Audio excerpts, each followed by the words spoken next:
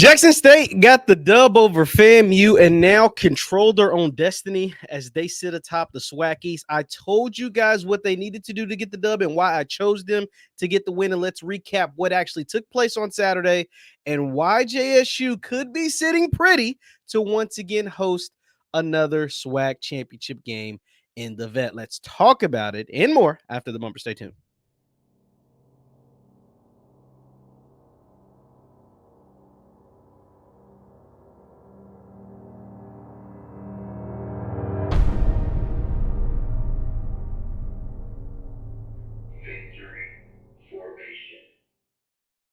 What is going on, everybody? What is going on, everybody? My name is JeffLightsyJr. This is the Victor Formation Sports Show right here on JeffLightsYJr, YouTube, Facebook, wherever you get your content. Do me a favor, hit that thumbs up button, like, share, subscribe, and the notification bell because we upload all the time. Now, Jackson State took on their rival. I don't care what you call it. They're rivals. Them and FAMU, they bicker online. They bicker on the field. They bicker for SWAC championship appearances. They bicker for SWAC championship game hosting and, the chance to win the SWAC East. They bicker back and forth, and they have since FAMU entered the conference.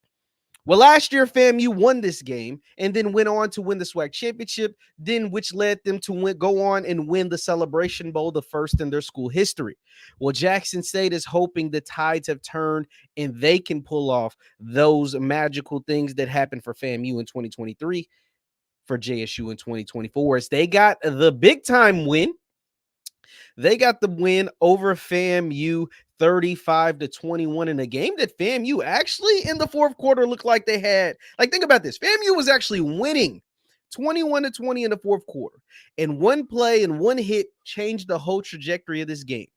FAMU dropping back, looking to put, just to go up, two possessions, essentially. They're up by 1 point. If they score a touchdown and get an extra point, if they score a touchdown and go for two, they're up 9 points and essentially could quite literally put the game away against JSU. But instead, quarterback Richardson drops back, gets destroyed. Philip Webb scoop and score. JSU wins. FAMU is now down 28-21 after JSU converts the 2-point conversion and is looking to now we got to tie the game. At first, we was looking to add to our lead, and in one possession later, we're looking to now try to tie the game. Richardson completes a pass, and then his man fumbles the ball. JSU actually said, instead of kneeling it, nah, we don't like y'all. So we're going to punch this thing in the end zone in front of our home crowd and get this dub 35-21 and go into the locker room and BTA. And y'all know what BTA is. They had the belt out, and you know what BTA means. And that's what JSU was able to do. And I told you guys the keys to JSU's victory was limiting. The secondary had to play better.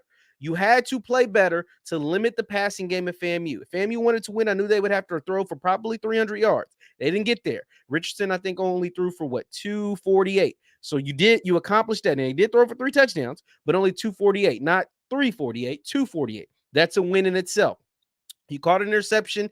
You forced a fumble. Those are wins in itself. And then I said JSU would have to run the ball effectively, would have to dominate on the ground, just like other teams against FAMU has been able to do. And that's exactly what JSU was able to do.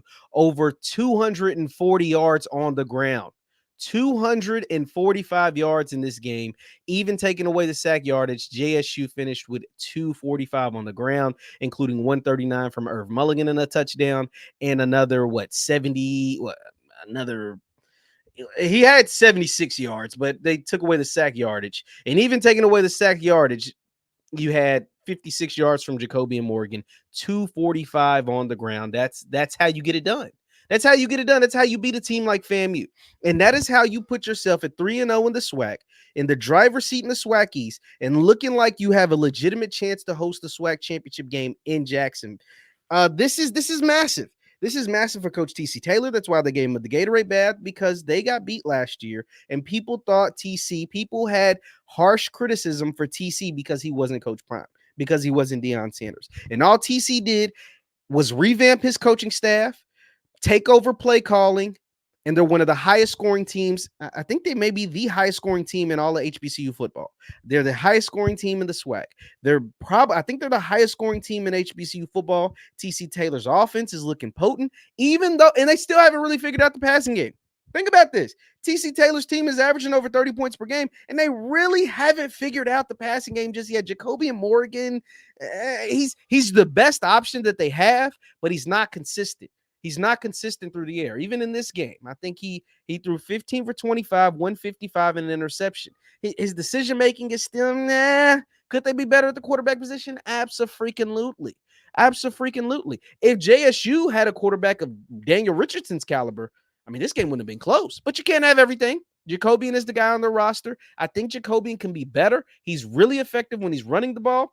And when Irv Mulligan and those running backs, Travis Terrell, Jacobian with Irv and Des Moultrie and other guys are in there. JD Martin, I know he's hurt, are in there making plays. This is a tough team to beat, especially when they're up. Now, they were never really up. And the reason why is because their front seven is awesome. It's the secondary that gets they kind of gets picked on at times. The secondary has given up some big plays, busted coverages, different things like that. But when JSU can pin their ears back and their guys like Phillip Webb and True Thompson and those guys can get after your quarterback, you're in a world of trouble. You're in a world of trouble as long as that secondary can hold up long enough for those guys to make plays. And Richardson saw it himself. Now, I say all of that to say, because even their linebacking core, the linebackers are the ones who forced the second fumble. The first fumble was the defensive front. True and Phillip Webb got back there and destroyed Daniel Richardson. I mean, they only had 3 sacks on the game, but that's 3 sacks that led to points. That led to points. Now, the linebackers are the ones that were hit, sticking, and forcing fumbles as well. That kind of sealed the game for JSU. And then why not? Why not rub your rival? Because I heard Jay Walker on the broadcast was like, oh, they should just kneel it. They should just kneel it. No, don't just kneel it. Don't just kneel it. If you got your rival, the ones that your fans go back and forth with online all freaking day, the same ones that won the Celebration Bowl last year, something that you have not done. Even when Prime was there, you didn't win the Celebration Bowl. FAMU was the first SWAC school, and a lot of people still consider FAMU MEAC, but they're SWAC, the first SWAC school to win the Celebration Bowl in years. So why not, when you have the defending Celebration Bowl champions, your rival, why not rub their nose in it when you get a chance? FAMU had a chance. They fumbled it away. They literally fumbled this game away. They had an opportunity to go up and make it a 2-possession game, and instead they fumbled the game away. So why not rub their nose in it? Now, Coach Cozy, he's got a solid squad over there. But now they need help.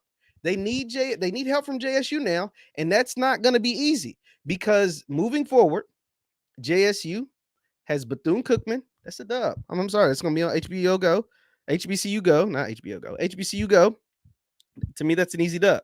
They've got UAPB. These are their next 3 weeks are Bethune, UAPB, and Mississippi Valley. I'm sorry, but they should win all 3 of those games by 3 touchdowns or more.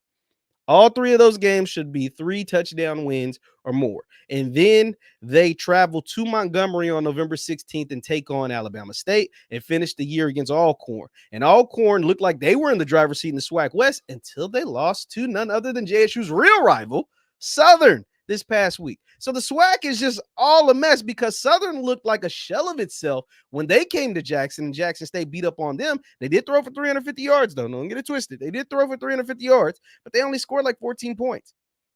But now they actually in the driver's seat, or 15 points. They are in the driver's seat in the SWAC West after defeating Alcorn. So JSU the next 3. Now I'm not going to sleep on anybody because any given Saturday, anybody can beat anybody. But Bethune's having a rough year. UAPB's having a rough year, and Valley's having a rough year. And JSU knows what's at stake playing these next 3 weeks. We're playing the rest of the season, all conference games, but these next 3 weeks to not just bolster that lead over FAMU, because FAMU's got they got a more difficult schedule. And JSU understands those last 2 games of the year, you control your own destiny. You have one loss to kind of play with over FAMU because you got the tiebreaker over them, but you need to take care of business the next 3 weeks. But this win is massive. This is massive because it puts you in the catbird seat. It makes sure that the SWAC East has to come through Jackson. And if you're able to, which it's very likely that you can finish the rest of the season undefeated in the conference.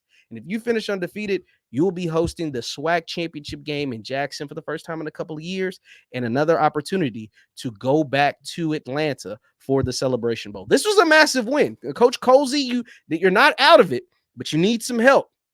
JSU, the next 3 weeks are critical before you get into Bama State, who really doesn't have a quarterback, but Bama State, and finish it against your other big-time rival, Alcorn, on the road. This was a massive win for JSU, getting a 2-touchdown win, 35-21 over FAMU, and getting the Gatorade bad for Coach TC Taylor, being able to run the ball as effectively as they were, and being able to get home from that defensive front seven, which has been a really, really staple for Coach Quinn and the JSU defense all season. This is massive, man. Coach Colsey will have to get back to work, but Coach TC Taylor and JSU, bravo, fellas.